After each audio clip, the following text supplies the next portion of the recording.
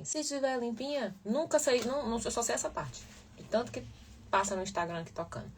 Bom dia, povo de Deus. Vamos lá enviar a live polêmica, que hoje é segunda-feira, eu tô de TPM. Tô pra arrumar vários inimigos nesse momento. Vamos lá quebrar o réu primário. Vamos gastar o réu primário comigo hoje, que é Monday, segunda-feira, dia 24. Hoje sai o salário dos aposentados. Quem recebeu no dia 20? Hoje é dia de pagar as contas, que é o primeiro dia útil. Vamos cuidar da vida. Vou falar de algumas questões que me mandaram na série. Quem foi que disse que essa série presta? Pelo amor de Deus. Ai, porque você assistia adolescente, você nunca mais será um... Mentira, que marketing. Que marketing, né? Vamos às regras.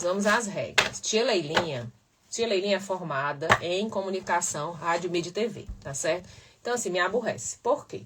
Porque a Netflix, ela faz sempre a mesma série. Cara, ela é novela do Manuel Carlos. São todas iguais. Eu não assisto série porque eu não tenho paciência. Porque é tudo igual. Tudo igual. Prestou na Netflix La Casa de Papel, primeira temporada. E Elite, primeira temporada. Elite, primeira temporada é fantástico. Assista, vale muito a pena. Tá certo? É uma aula de sociologia. Elite, primeira temporada. Depois daí pra frente foi só pra trás. As séries da Netflix, elas seguem um padrão. Elas são todas iguais. Ou seja, morre alguém. Cada vez que se chega perto de quem matou essa pessoa, termina o episódio e vai pro próximo. Aí morre mais outra pessoa. Quando descobre quem matou essa, aí eles inventam outro episódio, outra morte, e ficam nisso, tá certo? Então, assim, eu não perco tempo assistindo série, porque elas são muito repetitivas. São muito iguais, tá? O que me chamou a atenção nessa série do adolescente, que eu achei insuportável, certo? Até a minha filha de 11 anos, a minha mãe, pelo amor de Deus, que negócio chato.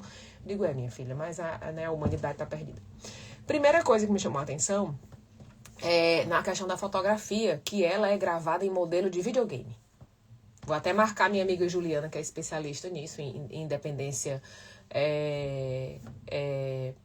dependência tecnológica. Então, essa câmera que fica aqui toda hora na cara da pessoa e vai seguindo ela, porque você vai ver, principalmente as cenas do pai, ela fica muito no close do rosto, e ele sai do jardim, ele vai pra cá, e a câmera vai com ele. Ou seja, ela é gravada num modelo de videogame. Porque se você vê o seu filho, alguém jogando videogame, é desse jeito que a câmera funciona. A câmera tá na cara de quem joga, ou seja, na cara do assassino o tempo todo, caminhando com ele. Então é uma série que ela foi gravada para pegar esse público. Para pegar essa galera que está acostumada a visualizar o mundo desse jeito, né? Pela perspectiva do protagonista, o modelo de gravação. Né? Depois eu percebi também que na edição as cenas são muito longas, né? A cena final, que ele fica no quarto, ela demora acho que quase 4 ou 5 minutos no mesmo plano. O que não é comum no modelo de produção hoje em dia. Então tem ali algum significado que aí depois eu vou descobrir, mas muito essa ideia do videogame, muito essa ideia, né, deles criticando a escola, que a escola fede, né, que os professores são opressores, que o cara que é policial idolatrado não é um bom pai, enfim, é chover no molhado essa série. O que me parece é que no fim das contas, quem matou a menina foi o pai, né? Tá falhando a internet. O que me parece é que quem matou a menina foi o pai dele, usando a roupa dele, porque o ferimento de faca, né, é muito profundo pro tamanho dele. E aí a entrevista com a psicóloga eu achei terrível, porque nunca que uma psicóloga vai se comportar daquela maneira, tá certo? Por mais que ela seja psicóloga, perita policial e etc, etc. Aquilo ali é um desserviço à prática da psicologia, tá? E essa história da quase que uma bipolaridade, né? Uma mudança de personalidade que ele tem quando tem uma ferida de rejeição, que é a rejeição da mulher. E que, né, ela fica ali mapeando justamente para ver se quando ele sofre a rejeição da mulher, ele é capaz de matar alguém por causa disso. Então, assim, todos nós vamos ter uma ferida de rejeição em algum momento da vida. Em algum momento da vida você vai ter uma ferida de rejeição. Do primeiro namorado, do pai, da mãe, da tia, do primo rico, da escola. Alguém vai acionar em você a sua ferida de rejeição. A sua ferida de rejeição, ela pode virar o seu patrão. Ela pode virar o dono da sua vida, se você não souber gerenciar. Se você não cuidar dessa ferida de rejeição, você vai se meter em 1 milhão de emboscadas pela vida, principalmente emboscadas financeiras. Por quê?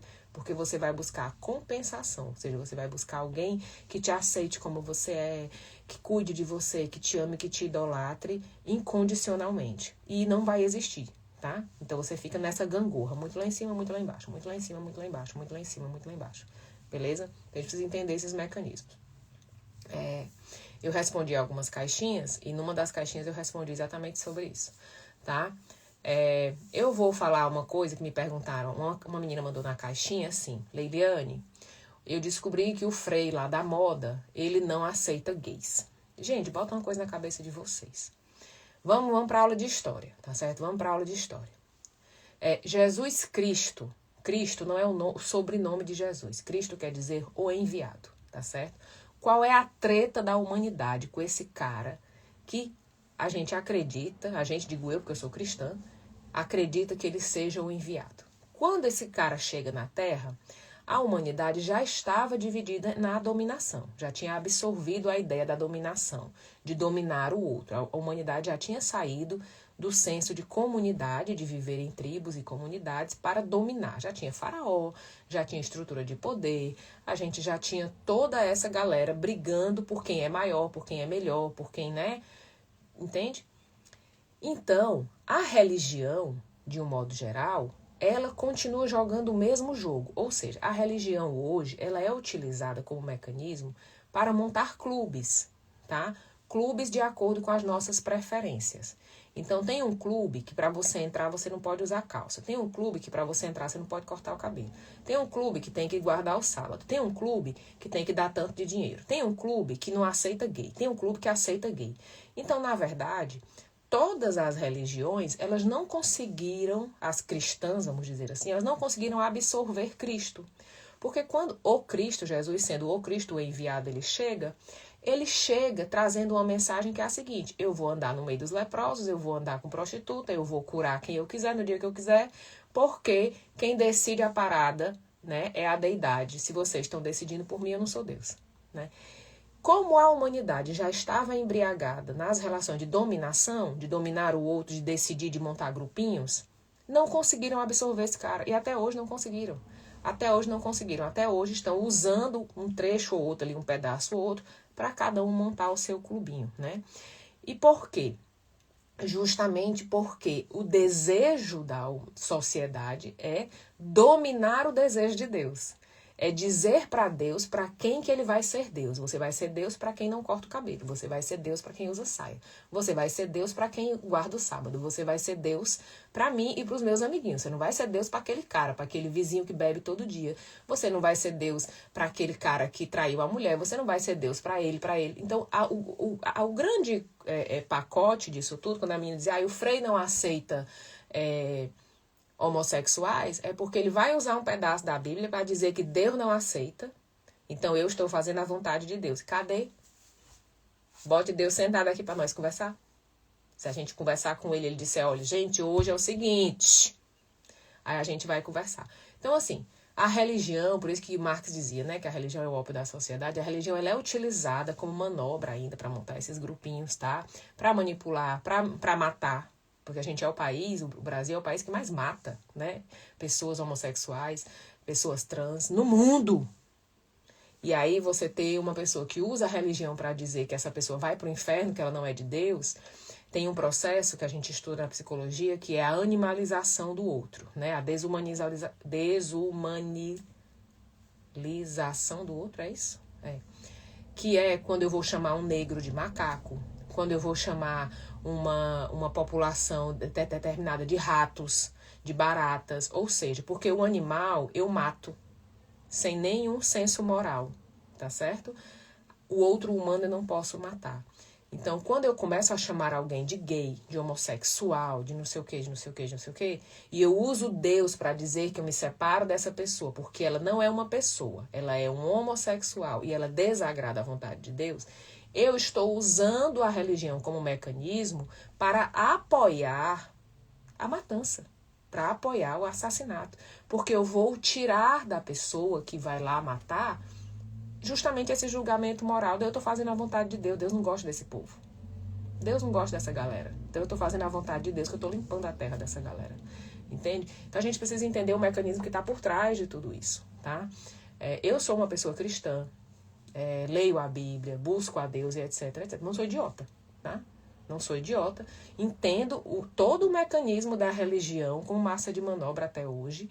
Respeito toda e qualquer religião. A minha avó era macumbeira fina. Então, assim, respeito toda e qualquer religião e conheço as manobras da religião. Não estou dizendo que por isso o cristianismo não sirva, ou que o cristianismo esteja perdido de forma alguma. Eu acho que Cristo, Jesus ou Cristo, deixou um legado maravilhoso. Tanto que a gente está em 2025 porque a gente conta o ano de acordo com o nascimento dele. Mas, entretanto, todavia, aonde houver o homem, haverá erro. Então, quando o homem pega isso e utiliza do jeito que ele quer, na hora que ele quer, ele não está falando de Deus, ele está falando da vontade dele, que ele vai encontrar um jeito de justificar a vontade dele para oprimir o outro, tá? Sempre nesse mecanismo de destruir o outro, de diminuir o outro, tá? De dominar o outro, porque como eu falei lá atrás, a dominação já tinha entrado nas relações, né? Já tinha entrado nas convivências. E a gente até hoje conversa sobre dominação. A gente conversa tentando dominar os nossos filhos, dominar o marido, dominar o patrão.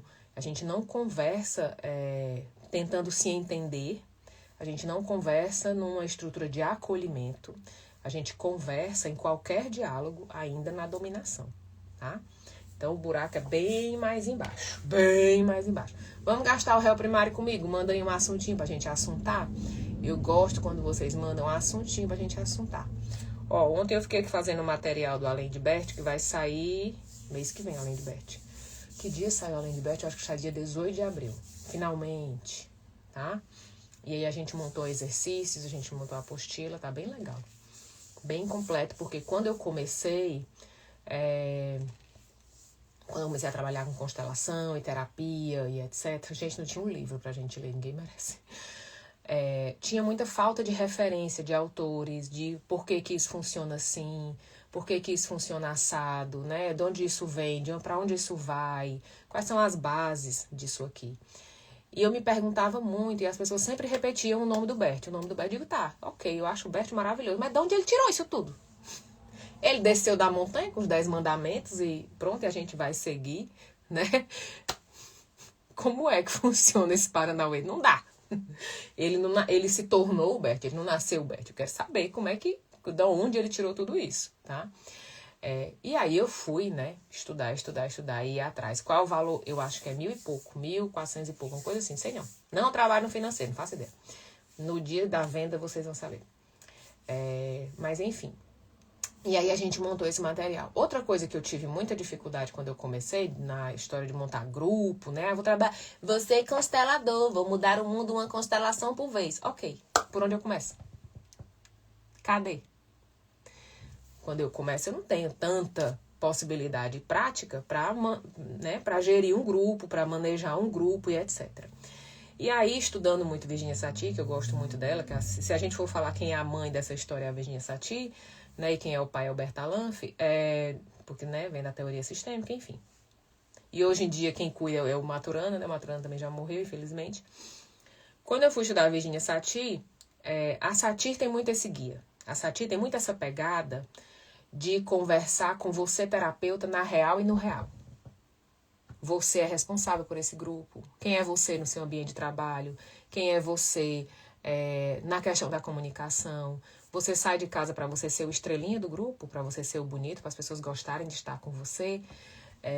Então, ela também traz muitos exercícios práticos, né? Muitos modelos de exercício para você utilizar no começo das práticas, e foi isso que a gente fez, montou um PDF. Vou dizer uma coisa para vocês. A gente tem uma sociedade viciada em palco, tá? Em palco. Esse final de semana eu fiz muito trabalho não só essa semana, eu fiz muitos trabalhos de pessoas que querem vir pro digital, né? Dou aula presencial e quero dar aula online porque eu quero ganhar mais dinheiro. Só que eu gosto muito da aula presencial, tá certo? Então, assim, você gosta de palco, você gosta de plateia, você gosta de aplauso, você não gosta de dinheiro. Sinto muito. Posso falar sobre os cristãos, assino em pauta, assunto. Pode falar, não tem problema não. Eu não falaria dos cristãos, eu falaria de pessoas que utilizam a palavra, a Bíblia, para benefício próprio, para justificar os seus próprios discursos, seja de ódio, seja de dinheiro, seja qualquer um deles, tá? Porque cristão é aquele que crê em Cristo, né? É outro paranauê. Não necessariamente a pessoa que utiliza a palavra para fazer manobras tem essa crença. Ela apenas é só uma pessoa esperta, muitas vezes. Ela apenas é só uma pessoa esperta. Então, vou contar um segredinho para vocês. Nessa questão da comunicação, nessa questão de vida online, de vender curso online, eu, Leiliane, tenho 2 filhas, um marido, um trabalho. Eu não tenho tempo para ir para uma escola, pegar meu carro, estacionar, descer, assistir 2, 3 horas de aula, pegar meu carro, voltar, estacionar, descer, tomar um banho, arrumar minha casa. Então, assim, o ensino virtual, ele facilitou muito a vida do adulto. Claro que o ensino virtual não é para criança. Não existe. Não existe. Ensino virtual não é para criança. Talvez para um adolescente depois dos 18 anos. Mas eles precisam da convivência, da experimentação, da prática. Eles não têm nível de concentração para isso aqui, tá? Eles precisam do movimento. Para o adulto, bicho, isso aqui mudou a roda. Para a vida do adulto, quantas formações eu queria fazer, e aí eu tenho que ir para a França para fazer. Bicho, eu não posso. Ou eu tenho que ir para São Paulo porque o cara tá lá. Eu tenho que ir para o Rio Grande do Sul porque o cara tá lá. No momento que você traz esse recurso para o online, você estreita tudo isso. Imagina as pessoas que tinham, por exemplo, quando eu fiz curso, uma amiga minha vinha de Manaus para São Paulo para a gente fazer curso de constelação. Cara, só a passagem de avião que ela tinha que pagar. Só hospedagem. Eu transformo o conhecimento em uma propriedade de elite, muito pequena. O conhecimento online para adultos é justamente a democratização de tudo isso, ou seja, a possibilidade de alguém que não podia comprar essa passagem, que não podia pagar essa hospedagem, adquirir o mesmo conhecimento, porque ela tem recurso para comprar um curso de, sei lá, de R$500, de R$600, quanto seja, e tirar as dúvidas. E nós, adultos, temos esse modelo de organização. Mas o modelo de ensino virtual é somente para adultos, tá? E precisa ser organizado de forma pedagógica, né, usando andragogia, etc. Não adianta só ficar dando palestra, ficar falando aqui. Tem uma diferença entre eu falar sobre uma coisa e eu te ensinar a usar essa coisa, tá? Então, coisas bem diferentes, ok? A outra que Leiliane, as pessoas com bom coração amam as pessoas, mas odeiam o pecado. Isso precisa ser entendido. Mas o que é pecado para você? Né? O que é pecado para você? Você é síndico do inferno? Hoje não há separação no entendimento. O conhecimento precisa chegar nas pessoas. Ok, tá. É síndico do inferno? Deus te chamou na terra e disse assim, ó, seguinte, vou te dar uma prancheta e um papel. Tu vai passar a vida fiscalizando quem peca, quem não peca, quem peca, quem não peca, quem peca, quem não peca. Tu manda essa lista pra mim, que é pra eu dizer quem sobe, quem desce. Porra. É o síndico do inferno. Ele trabalha na portaria, ele decide quem entra, quem sai. Né? De novo, eu volto para a dominação. Eu volto a usar a palavra para dizer não, mas é porque ele está pecando e a palavra diz que é pecado, então eu não estou errado em dizer que ele está errado. É sua tarefa? Foi para isso que Deus lhe chamou nesta terra, meu amor, para você estar apontando o erro dos outros? Vamos voltar para a palavra? Coisa linda de mamãe amar. Vamos voltar, certo? De novo eu volto para a dominação, porque se ele fez errado ou não, ele vai acertar a conta com Deus, não é comigo. Deus não me chamou para ser fiscal dele aqui, não sou subgerente, né? Eu não sou subgerente, né? Eu não sou subgerente nem síndico do inferno e não vou estar utilizando pedaços da Bíblia de acordo com aquilo que eu concordo ou desconcordo, porque não é a minha tarefa, não fui chamada para isso. E tem uma passagem que eu gosto muito, que eu sempre conto aqui, que é quando Noé terminou a arca, né? Noé tomou um goró, ficou bêbado na praia, né? Como todo mundo quando faz alguma coisa, né? Noé ficou bêbado na praia e ficou pelado. Saiu gritando nufa, celebrando assim. Coisa que ninguém faz hoje em dia, menino. Todo mundo aqui é de Jesus. E aí o Noé tinha 2 filhos, né? E um dos filhos dele foi lá e cobriu ele com um manto, né? E o outro saiu gritando, papai tá pelado, papai tá pelado, papai tá pelado, papai tá pelado. E Deus amaldiçoou esse cara, né? Que saiu falando papai tá pelado e abençoou o outro filho. Por quê? Quem é você quando o outro cai? Você é aquele que cuida dele para ele não cair? Ou você é aquele que joga sal? Você é aquele que vibra, que faz questão de expor ele né, quando ele cai. Porque todos nós caímos, todos nós somos errados, todos nós erramos, todos nós temos defeitos, né? Todos nós temos falhas. Quem sou eu quando o outro erra? Eu sou a pessoa de amor e acolhimento ou eu sou a pessoa... Sabia, nunca me enganou. Nunca me enganou. Isso mostra o quanto de cristandade tem dentro do seu coração.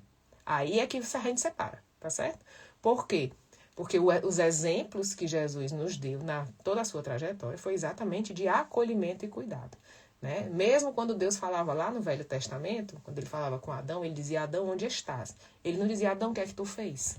Onde é que tu anda, macho? Tu pensa que eu não vi o que tu fez. Não, porque se ele é Deus, ele viu tudo, né? Ele sabe, mas ele perguntou: onde está a tua presença? Por que tu te afastou de mim? Tá? Por que tu se afastou de mim? Onde é que tu tá? Né? A gente estava até falando no grupo ontem, na Socorro falando, né? Por que tem aquela história, não comeis da árvore do conhecimento do bem e do mal, né? Porque justamente quando eu entro nesse lugar de me alimentar do julgamento, do que é bom, do que é mal, do que é certo, do que é errado, eu entro no lugar do julgamento.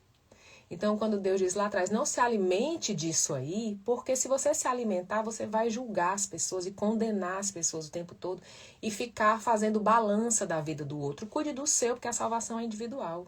Cuide só da sua vida, porque só quem morre é você, só quem vai saber pro buraco que você vai é você, tá? Você só é responsável pela sua vida. Quem está ocupado em medir o outro, se o outro está certo, se o outro está errado, né? A gente vê muito nas empresas, o cara fiscalizando o trabalho do outro, se ele peca, se ele não peca, se ele trai, se ele não trai. É uma pessoa que está com muito tempo e com muitas feridas, que está usando o mecanismo da religião para oprimir o outro, para julgar o outro. Porque eu acho que se eu não traio, eu sou melhor do que quem trai. Eu acho que se eu não minto, eu sou melhor do que quem mente. Eu acho que se eu não bebo, eu sou melhor do que quem bebe. E assim eu vou criando, né, mais estruturas de opressão, de julgamento, de condenação. Então a gente precisa observar também onde que a sociedade colocou o nosso amor, o nosso afeto, o nosso cuidado com os outros, né? Porque até o nosso afeto foi sequestrado, até o nosso afeto foi retirado e foi colocado o julgamento, né? Quando eu falo que a estrutura da dominação entrou nas relações, é isso. O meu afeto foi dominado também. Quem eu vou gostar ou não foi dominado. Quem eu vou amar ou não foi dominado. Eu vou amar o meu filho até o dia que ele disser que é gay. No dia que ele disser que é gay, eu passo a odiar. Porque o meu amor foi dominado. O meu amor não é mais materno. O meu amor é social, de acordo com a regra social do clubinho que eu frequento, beleza? Essas estruturas afetam diretamente as nossas crianças e adolescentes totalmente. Totalmente. Totalmente. Total. Assim, é uma avalanche gigante que entra e sai descendo a ladeira, entendeu? Então, assim, a gente precisa observar. O Hellinger dizia assim, nós somos muito mais leais do que livres, né? Onde eu ainda tenho liberdade. Onde eu ainda tenho liberdade de pensar, onde eu ainda tenho liberdade de amar, onde eu ainda tenho liberdade de falar. A Virginia Satir fala de 5 liberdades, né? A liberdade de dizer o que eu quero ao invés do que convém, de pensar o que eu penso ao invés do que o outro quer que eu pense, de sentir o que eu realmente sinto ao invés do que o outro quer que eu sinta. Tem mais 2 que eu não vou lembrar agora. Só que tem uma, a que mais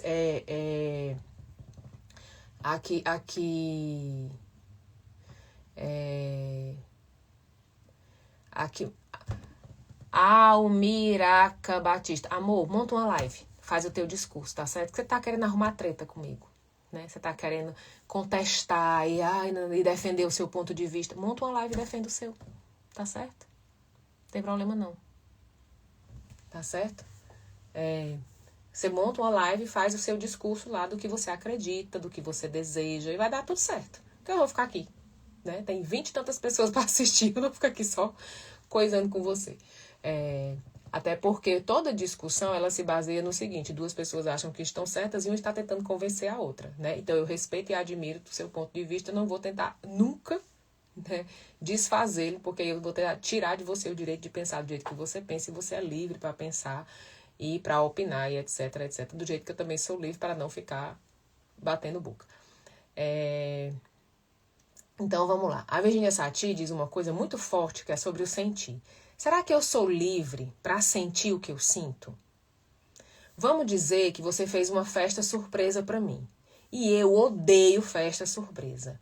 Na hora que eu chego na festa, eu tenho o direito de não gostar da festa? Não.